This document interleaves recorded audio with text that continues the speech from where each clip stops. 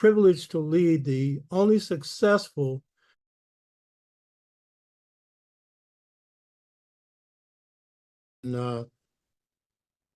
ASCAT's Western Regional Conference. I've had the pleasure of presenting many times in the past, and so it's an honor to be able to do this. So my topic is dealing with my forthcoming sixth book, and it's entitled Piping into God's Mind. And then the subtitle is To Achieve Visions for Just Societies, Just Twinlineal Societies. As was just noted, I'm 85 years old. I've been in the Black liberation movement for 64 years, and it's a continuous struggle. So my scholarship can't be understood unless you understand that I'm a spirit scholar warrior, and the spirit got developed much more later. The warriorship in the beginning that leads to scholarship. So I was privileged to lead the only successful Black freedom, Black power movement in the North between 63 to this day. And when I say successful, across the board, it was an economic empowerment movement.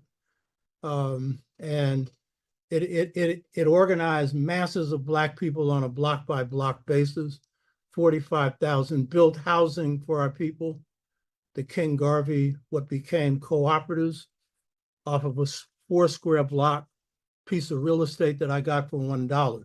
Because when you have power, you can do your will. So my proudest involvement in organizing has been the San Francisco Black freedom, Black power movement. That was the mother movement for all the other movements in the Bay Area, including the Black Panther Party, and gave birth to the experimental college that was the forerunner for Black studies, and gave birth to the free speech movement at San Francisco State. So it's this movement that shaped me. And so I'm an organic scholar, meaning that my development as a scholar didn't start with books, it started with battles. And I've had many, including the CIA and FBI, who tried to exit me 3 times, and I'm not here by accident. So all of this transformed me into a revolutionary, but it's a definition of revolution that I won't go into here, but it's very African-based. And it has shaped my scholarship. My first university was Marcus Bookstore in the Black community. The Black community was my classroom. I underwent an awakening in 1963 that took me out of Negro consciousness, assimilated mentality, into what became a roadway that led to African consciousness. The greatest gain of the 60s was the freedom of the Black mind. And there's a process for it. It's one of the 6 things that I've developed as a scholar. It's called the 6-fold stages to mental freedom. It's the stages of awakening that Malcolm went through, Amilcar Cabral went through. And it's the only one of the 6 schools that I've developed that I developed with someone else, and that's with a brother named Vulunlela Wabogo, who's a master scholar coming out of the East Bay. And so this shaped me. And my awakening was a part of a process of coming to the realization that after 4 years of university, 2 years of law school, when I assumed the leadership of the San Francisco Freedom Black Power movement, my awakening came when I realized I didn't know myself and didn't know my enemy. And that was a hell of an awakening. It was my favorite saying as a young person was, I know. And my feeling was, as I underwent this awakening, was, oh shit. And I knew I'm in the biggest battle that Blacks faced in the North, taking on major corporations for jobs for our people, something we did because we asked the people what they wanted, and that's what they said they wanted. And I didn't know my enemy. And I realized if I didn't know my enemy, I didn't know myself. So this was the beginning of an awakening. And I should say this, our awakening is generally due to everyday Black people. And then later it would lead me to masters, but everyday Black people woke me up. And it then led me to hit the books while I'm involved in struggle, though you don't have as much time to read and stuff when you're in 24-hour-a-day struggles. And I was in it for 9 years, 6 in the Congress of Racial Equality. And so hitting the books began to shape me as a scholar, something that would have never happened had I just gone through the university system. And it also led me to realize that I wasn't just miseducated by hitting the books. There was a system of miseducation that was wrong. I didn't fully understand what was wrong with it, but I would discover that over time. And it leads to the works that I'm doing right now. And it is this system of miseducation that we have to transcend now. We think we have with the information. That is a prerequisite, but that's not sufficient. I should also note that I have a show, the Dr. Obertashaka show. It's in its 4th year. We have close to 10,000 viewers, and we've been put on low algorithms because of the message that we project, but I've been getting a lot of support around the world. So I've done this to share information with the younger generation and to involve them in learning from them. So the key thing about what I've developed is that my ideas have come from struggle and from awakening and successful struggles. And this has led me to delve into African-American history, philosophy, politics, economics.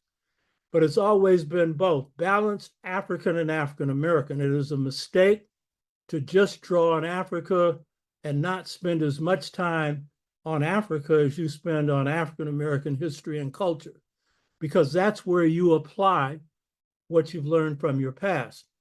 And so that's been key for me. The greatest minefield for me in culture has been ancient African culture and African-American culture. And it's those two that have enabled me to grow and to develop. So my stuff's been field tested. I don't put anything out unless it works. And that usually means either it's been tested on the battlefield and I've lost no battles and I've been in many, or the best has come from piping into God's mind. And that's what I'll end this presentation on, which is where the greatest truths come from.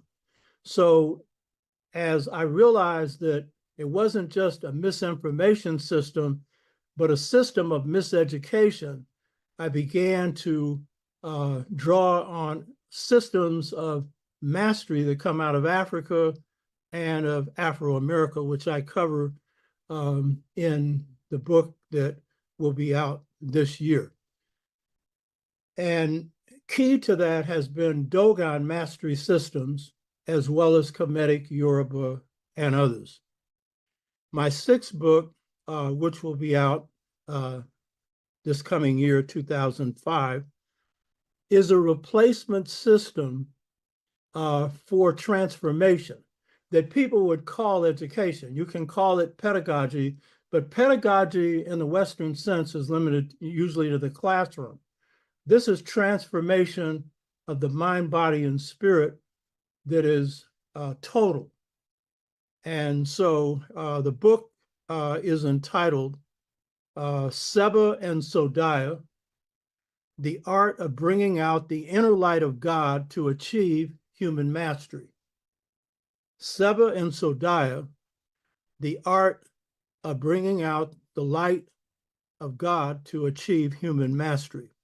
Seba, as most people who are in ASCAT would know, is a Kemetic word for education, but it means much more than it's been translated to mean. And Sodai is the highest level in the Dogon system of the clear word. Seba is the system of opening the door to a person's inner light so they can see. That's what Seba is. And it's generally been wrongly confined to the classroom because the greatest classroom is the universe. The greatest classroom is nature. The greatest classroom is your community. Nathan Hare, Dr. Nathan Hare, my good friend, who recently passed, and we did a memorial to him, the father of Black studies, that you'll find on my show, the Dr. Oba Tashaka show. He often said the community is the classroom. That's where the real learning is, you know? So Seba refers to the opening of the inner light within each person, and so that a person can see. That's real education. That's not what happens in education today. Sodai means clear word, Sodai. It's a fourth degree in the Dogon mastery system, and it represents the edifice of knowledge. And so it's these two systems that I've drawn from, and that has also provided the basis for African and African-American mastery systems. We generally have not studied the African systems of mastery and generally don't know we carried them to the Americas. I'll just say this, John Henry Clark was totally a product of that system. And he's one of the 6 masters that I examined in this book. And John said he considered that system that he came up under better than the university system because you didn't have to unlearn stuff because you're learning at the feet of masters. And it was my privilege to apprentice under John for about 25 years, a truly beautiful brother. And if you read a book, My Life in Search of Africa, it's a series of presentations that John Henry Clark made. It really traces the trajectory of his life and his mastery. And he was truly a master scholar. So many of the things that I'm going to say that's wrong in the miseducation of too many of us, John Henry Clark didn't have to go through that. So he's a real good example of how you get straight to it. My father had no education at all, and he was the best educated Black person I ever knew.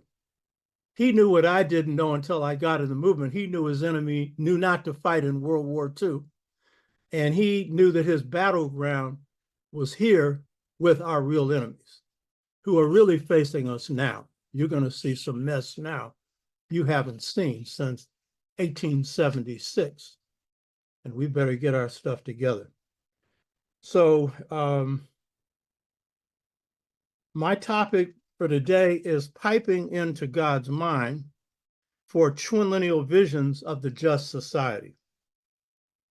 The title Piping into God's Mind does not come from a book. This comes from an experience where I actually received, and some people have told me, well, if you say this, people aren't going to believe it. I really don't care.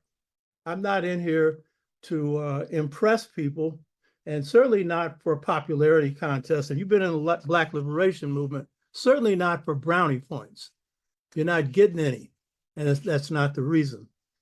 And so piping into God's mind describes my experience of having FaceTime with God and experiencing the workings of God's mind. And it is these workings that's really key to how we shape transformational systems that work for our people, because we have gone through their systems that are certainly not transformational systems. And so the systems of Seba and Sodai are about that. And so this is much more than you've heard in any discussion of Seba or Sodai. So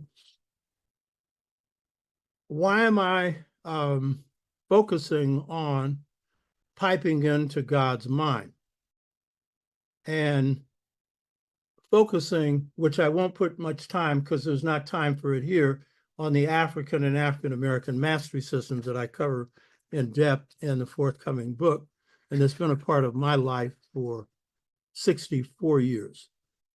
I'm covering this because we have solved one problem in the awakening process, and a lot of us think that's it. And that's the part that Carter G. Woodson described in his masterwork, Miseducation of the Negro, where he made this statement. And this is a classic work and a great work. And it took him 30 years to get to this because he said it took 30 years to undo the brainwashing of Harvard. Because most of us who go through the Ivies are of no use to our people at all. And so Carter G. Woodson defined the problem then, but you're going to see this is only half of the problem. And a lot of us think this is solving it. He said, no systematic effort towards change has been possible for taught the same economics, history, philosophy, literature, and religion, which has established the present code of morals. The Negro's mind has been brought under the control of the oppressor. The problem for the Negro that's held him down, therefore, is easily solved. When you control a man's thinking, you do not have to tell him to stand here or go yonder. He will find his proper place and he will stay in it. You do not need to send him to the back door. He will go without being told. In fact, if there is no back door, he will cut one for his special benefit. His education makes it necessary. Miseducation of the Negro was primarily addressed to miseducated Negroes, college educated, because many of our people can see. They've come to the light. Some haven't, but many have.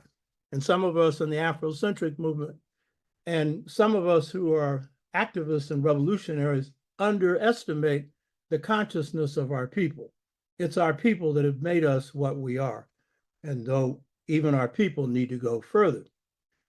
So in listing the problem of miseducation, where he lists all the areas that we have been taught that has been areas controlled by the European, Dr. Woodson missed two things. And I don't fault him for this because given where we were at that time, that's the best you could do, what he did. And we need to continue that. But he missed two areas that have been key in terms of the miseducation of the Negro. And I use the Negro in the 60s sense, deaf, dumb, and blind. You know what I mean? Negro on your knees trying to grow. I'm using it in that sense because in his time, that was a term we just used, which meant black. So he missed two things. He missed pedagogy and science. He didn't list either of these two as problems, and there would be good reason for that. One, I'm sure that he assumed that what was passing off as Western science was universal. And so it wasn't a subject that he would list as a subject that would put us under remote control. And yet it is.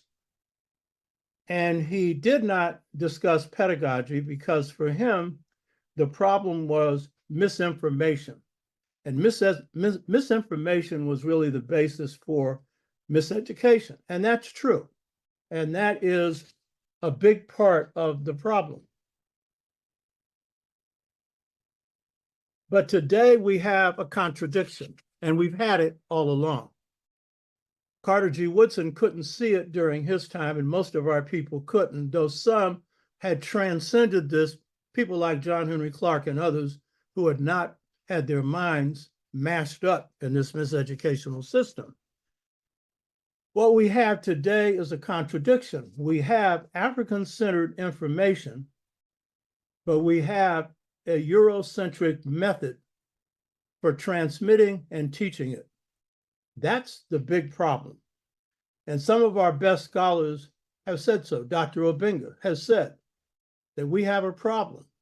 We have African-centered information and a Eurocentric methodology. That's pedagogy, or the system of instruction. And the central problem with just focusing on African-centered education through giving proper facts and information, which is important, I'm not downing that, is that when we don't look at the system that we've learned this information through, then we won't understand why Arthur Schlesinger said this. He was the author of the book Disuniting of America, which, by the way, he was responding to a movement that I led through the National Black United Front, an African-centered educational movement. And he was also responding to ASCAT and the scholarship that he was throwing forward. And so he made the comment that he wasn't threatened by these scholars because we train them. Most of us don't know what's wrong with the training.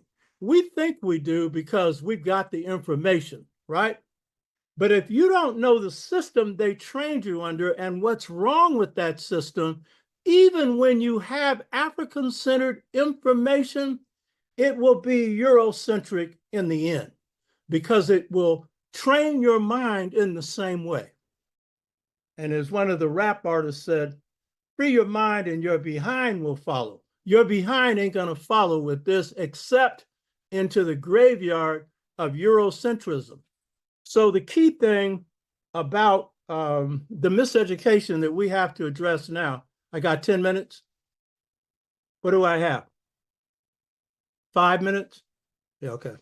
The key thing about the miseducation that we face today is that it is a miseducation of despiritualization. And it is a miseducation of arbitrary power. Those giving it to you are exercising it over you. And it is preparing you for a society where you will serve that system of arbitrary power, which at this point is a declining imperialism that will be headed by Donald Trump. And for those that didn't realize that this election offered you an opportunity to stop it, you didn't know what time it was, because you had an opportunity to change this. It's the Democratic Party's fault mainly that that didn't happen.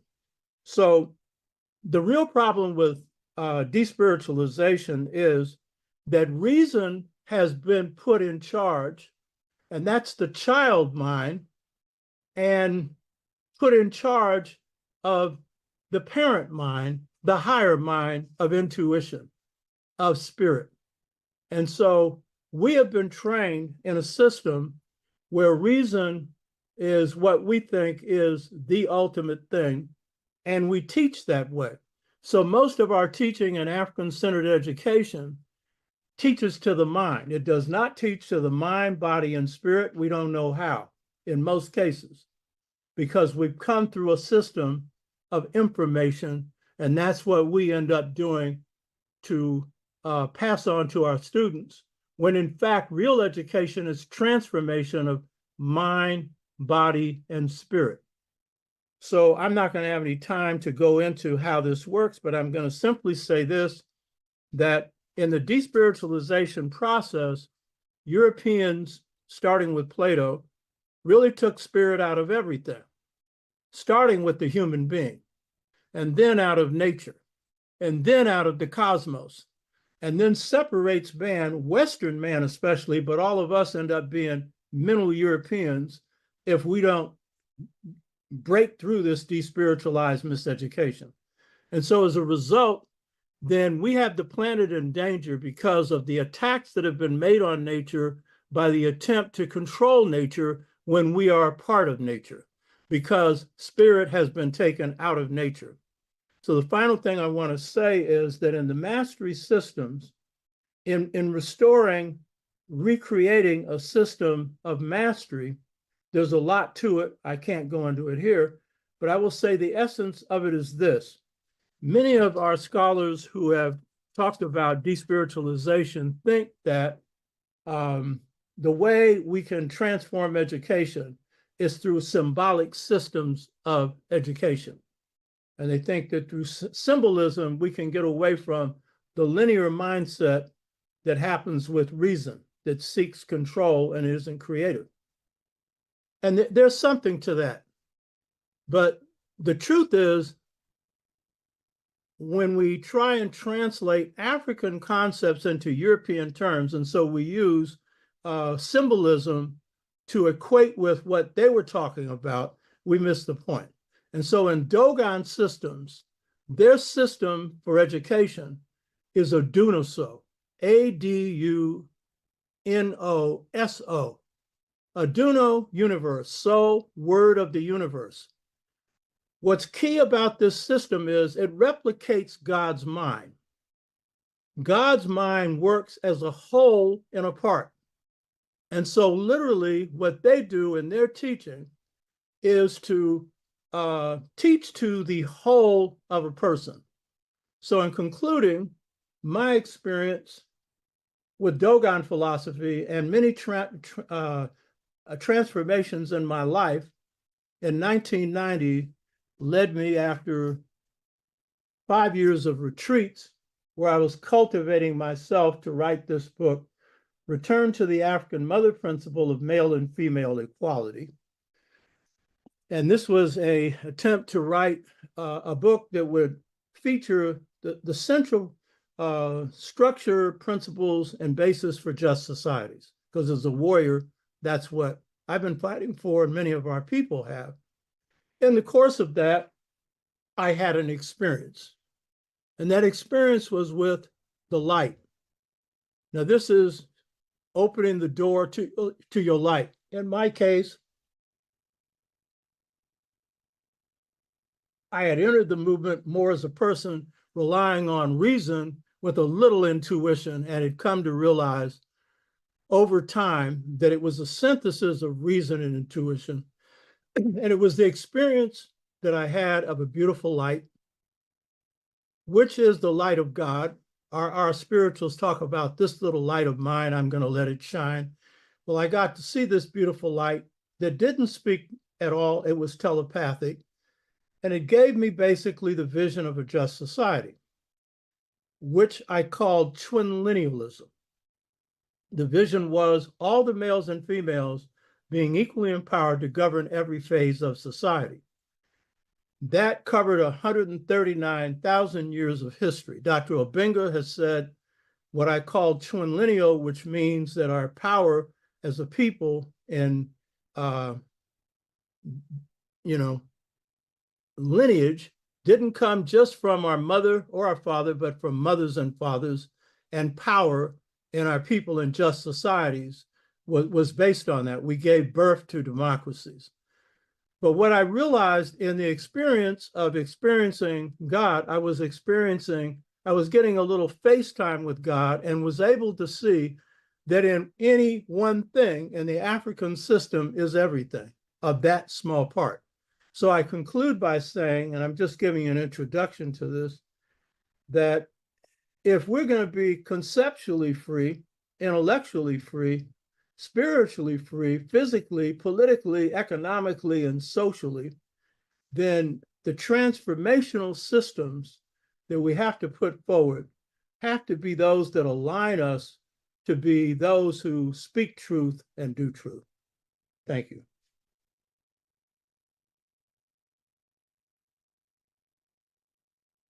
Shit. I wanted to have a chance for any questions, but I know you don't have time, so too bad. I don't see any questions in the chat, but we could definitely put questions in there. If you have any questions for Baba Obatishaka, put them in the chat. We can answer them in the chat. I'd see a lot of ashes and teach. So we're all just listening and taking notes attentively. And we know you also have a show. You can plug into his show, and we look forward to getting the information about your next book you say you're about to release. So Dua, thank you for taking the time and being here with us in this moment. We was like I said I've reached out. I don't know, but you came through. So love and light for that, and to your queen and to your family over there. We appreciate love you and all of your scholarship and your contribution to not only ASCAC, this organization, but to the Pan-African family at whole. And so I'm going to release myself and allow Baba Flag to take it over.